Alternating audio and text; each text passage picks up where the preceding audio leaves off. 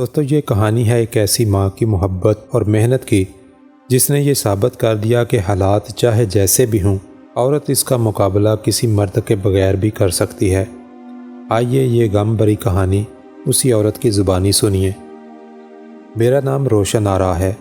پتہ نہیں ماں باپ نے یہ نام کیوں رکھا، کیونکہ نام سے تو میں روشن آرا ہوں، لیکن حقیقت میں روشنی میرے پاس کبھی نہیں آئی۔ میری قسمت میں جتنے غم آئے کاش وہ کبھی کسی کو نہ ملیں۔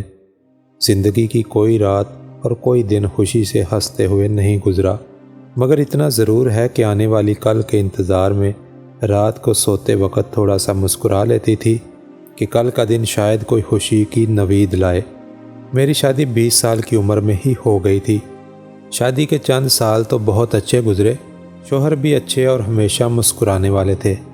اپنی زندگی میں انہوں نے مجھے کوئی غم نہیں دیا، کماتے بہت زیادہ نہیں تھے پر پھر بھی دن اچھے گزر رہے تھے۔ مگر تیسرے بچے کی پیدائش کے 1 ہفتے بعد ہی مجھے یہ خبر ملی کہ میرے شوہر کی ایک حادثے میں موت ہو گئی ہے اور میں بیوہ ہو گئی ہوں۔ میری تو دنیا ہی اجڑ گئی تھی۔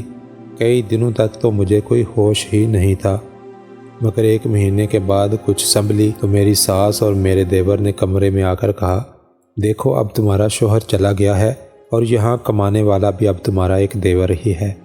سسر بھی چل پھر نہیں سکتے اور اب کوئی اور آسرا بھی نہیں جو تمہیں ہم اپنے ساتھ رکھ سکیں، لہٰذا بہتر یہ ہے کہ تم اپنے والدین کے گھر چلی جاؤ اور چاہو تو اپنے بچوں کو بھی ساتھ لے جاؤ، اور اگر دوسری شادی کرنا چاہو اور رکاوٹ ہو تو بچوں کو ہمارے پاس بھیج دینا۔ مجھے یہ سن کر بہت حیرت ہوئی کہ اب یہ لوگ میرا بوجھ بھی نہیں اٹھا سکتے، تو میں نے ان سے کہا کہ ماں اس گھر میں تو میرے شوہر کی یادیں ہیں، اور ویسے بھی میں آپ پر بوجھ نہیں بنوں گی، کیونکہ میں سلائی کڑھائی تو جانتی ہوں، محنت کر کے اپنا اور اپنے بچوں کا پیٹ پال لوں گی، آپ مجھے صرف اس گھر میں رہنے دیں۔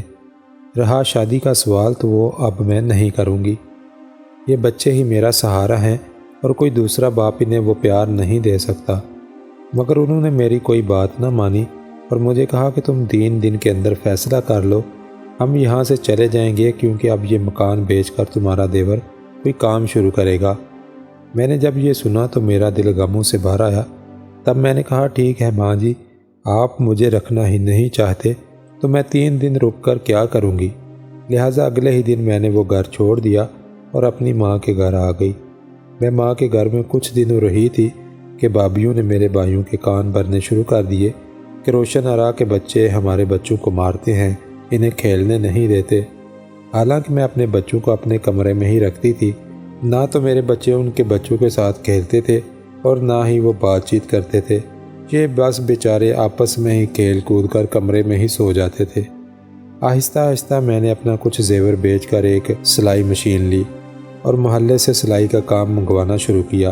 اللہ کی رحمت سے میرا کام لوگوں کو پسند آ گیا۔ اب میں نے اپنے بچوں کو محلے کے ایک سکول میں داخل کرا دیا اور خود انہیں چھوڑنے بھی جاتی اور لینے بھی۔ پتہ نہیں یہ عورت ہی عورت کی دشمن کیوں ہوتی ہے۔ میری بھابھیوں کو میرا اس گھر میں رہنا پسند ہی نہیں تھا، اس لیے وہ میری بوڑھی ماں جو ہر وقت میرے غم میں نڈال رہتی تھی اسے بڑکاتی رہتی تھی کہ کوئی غریب سا رنڈوا مرد دیکھ کر اس کی شادی کراؤ اور اسے رخصت کرو، ورنہ اس کی ساری عمر کیسے کٹے گی، کہ ایسے ہی بیٹھی رہے گی، اس کے بھائی اسے کب تک سنبھالیں گے۔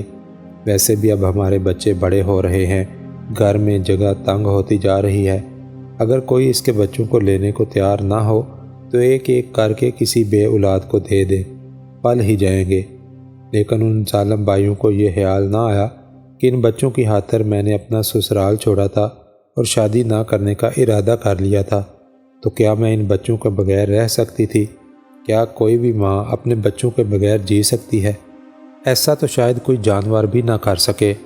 اس رات میں سو نہ سکی اور اگلے دن اپنی کچھ چیزیں اور ایک چوڑی جو میرے شوہر کی آخری نشانی تھی بیچ کر میں نے گلی میں ہی 1-2 کمروں کا مکان کرائے پر لے لیا اور وہاں اپنے بچوں کے ساتھ رہنے لگی۔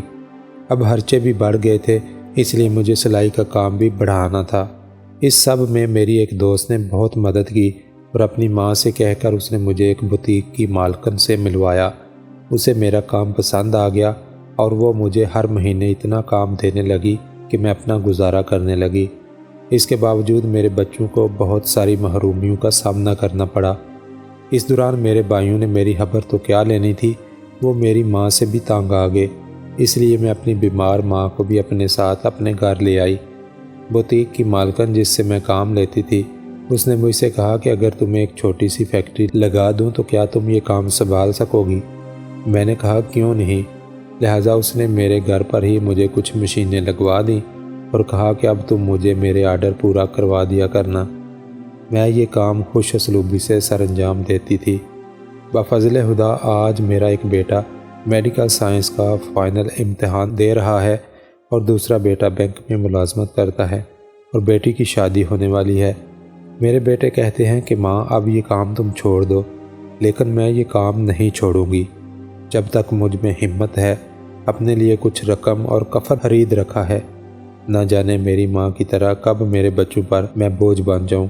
آج میری ماں زندہ نہیں ہے اور اب مجھے بھی مرنا ہے، لیکن خدا کا شکر ہے کہ میرے بچے نمازی ہیں اور میرا بہت احترام کرتے ہیں۔ بس میرا دوسری عورتوں کے لیے یہی پیغام ہے کہ وہ کبھی بھی کسی موڑ پر ہمت نہ ہاریں اور کوشش کرتی رہیں، کیونکہ ہمت کرنے والوں کا ساتھ خدا ضرور دیتا ہے۔